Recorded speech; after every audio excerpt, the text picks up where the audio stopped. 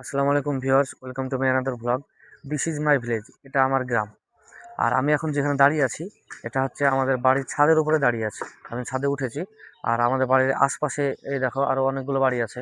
এই দেখো আরো অনেকগুলো অনেকগুলো বাড়ি আছে আমাদের বাড়ির আশেপাশে। এই দেখো এইদিকে কাঁঠাল গাছ। এই কাঁঠাল গাছটা আমাদেরই গাছ। আর এই দেখো এই পেছনে আম গাছ আছে।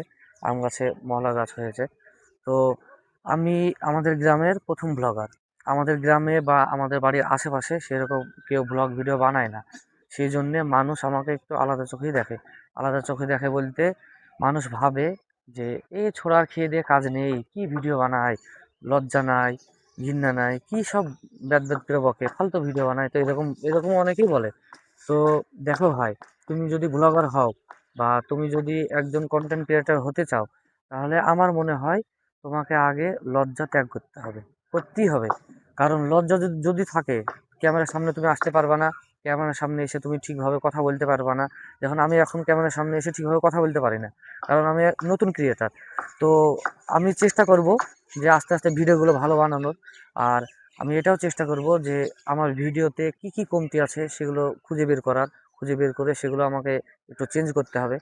আর মানুষ কে কি বললো না বললো ওগুলো দেখে লাভ নাই ভাই। তুমি যদি মানুষের কথায় কান দাও, তাহলে তোমার কাজ ছাড়া তুমি শেষ। শেষ বলতে কন্টেন্ট ক্রিয়েটরের দিক থেকে শেষ।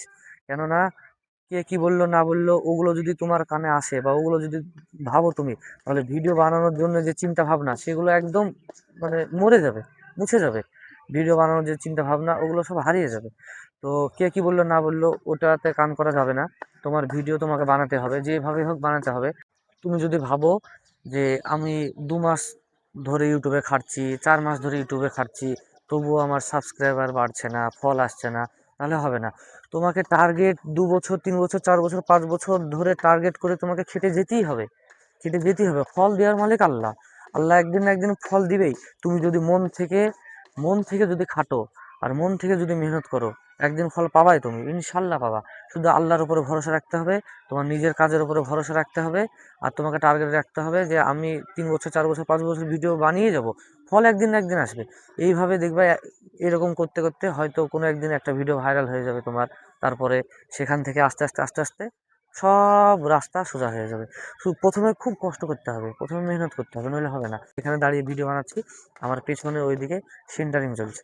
তো ওইদিকে সেন্টারিং এর কাজ চলছে, ওরা আমার দিকে তাকাচ্ছে, মাঝে মাঝে হাসছে। আমি তোমাকে পেছনে ক্যামেরা করে দেখাচ্ছি তোমাদেরকে। এই দেখো,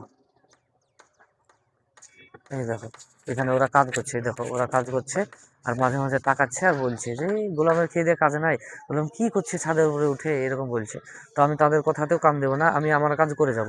কে কি ভাবলো না ভাবলো, কার কেমন লাগলো না লাগলো সেটা দেখে আমার লাভ নাই। আমাকে আমার কাজ করে যেতেই হবে। তো ইনশাল্লাহ আমি আমার কাজ করেই যাবো। তো সে যাই হোক, আজকের ভিডিও এখানেই শেষ করছি। আবার পরবর্তী ভিডিও বানাবো ইনশাল্লাহ। আর আমি চেষ্টা করব যে ভিডিওগুলো যেন আরো ভালোভাবে হয়। তো পরের ভিডিও দেখার জন্য চ্যানেলটি সাবস্ক্রাইব করো। বাই, আবার দেখা হবে ইনশাল্লাহ।